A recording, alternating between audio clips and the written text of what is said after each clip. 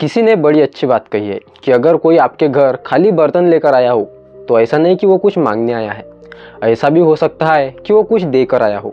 नमस्कार दोस्तों, मैं हूँ हरीश।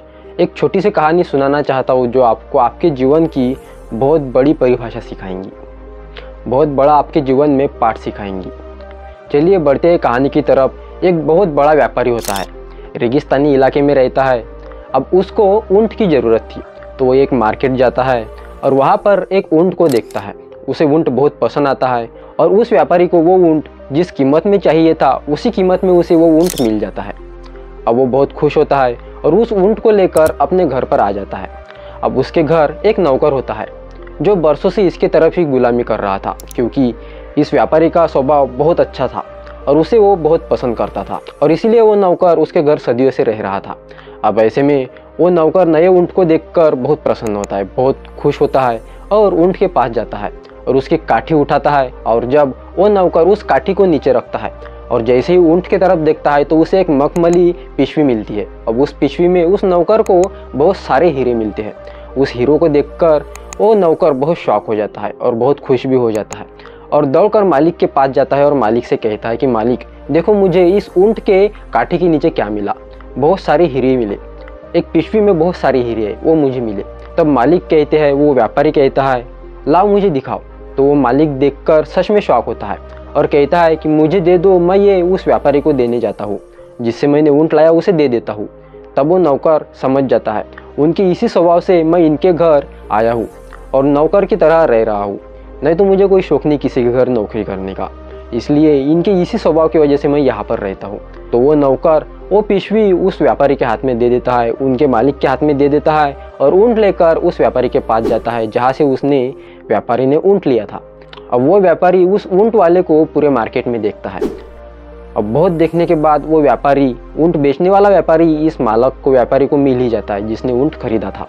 अब वो ऊँट वाला दिखते ही वो मालक उस ऊँट वाले से कहता है कि भाई आपकी कुछ चीज़ गम गई है क्या। तो वो मालक कहता है, ऊँट वाला कहता है कि हाँ, मेरी हीरो से भरी एक थैली गम गई है, अब उसको ही मैं बहुत देर से देख रहा हूँ।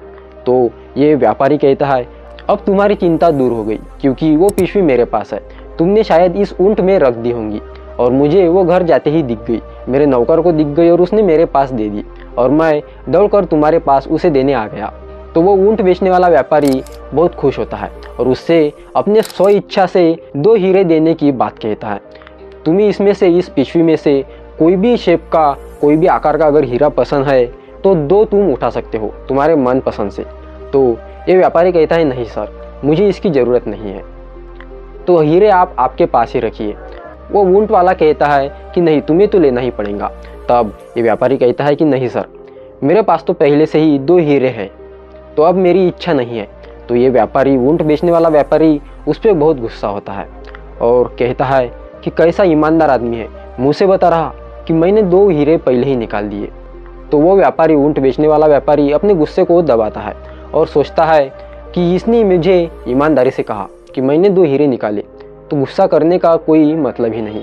फिर भी वो अपने हीरे उस थैली से निकालता है और गिनने लगता है।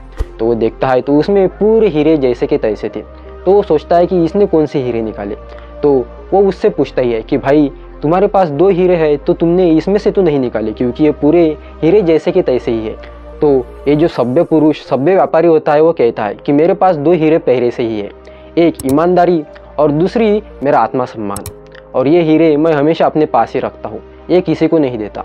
दोस्तों, ये कहानी तो यहीं पर ख़त्म होती है और इससे हमें हमारे जीवन में बहुत बड़ी शिक्षा मिलती है और हर किसी को वो शिक्षा अपने अंदर डालनी ही चाहिए, क्योंकि सभ्य व्यापारी के पास, सभ्य पुरुष के पास जो 2 हीरे हैं वो ही 2 हीरे हम सभी को अपने पास रखने चाहिए। एक है ऑनेस्टी मतलब ईमानदारी और दूसरी है सेल्फ रिस्पेक्ट मतलब आत्मसम्मान। दोस्तों, अगर आप वो आपके पास रखेंगे तो आपके जीवन में कोई भी समस्या नहीं आएगी और ऐसे ही लोगों के साथ भगवान भी रहते हैं। दोस्तों, उम्मीद करता हूँ आपको ये कहानी पसंद आई होंगी। ऐसे वीडियोस देखने के लिए चैनल को सब्सक्राइब जरूर करें और हमेशा की तरह इस बार भी आपसे वही कहूँगा कि ऐसा करो काम कि सुनहरे अक्षरों में लिखा जाए आपका नाम। राधे राधे।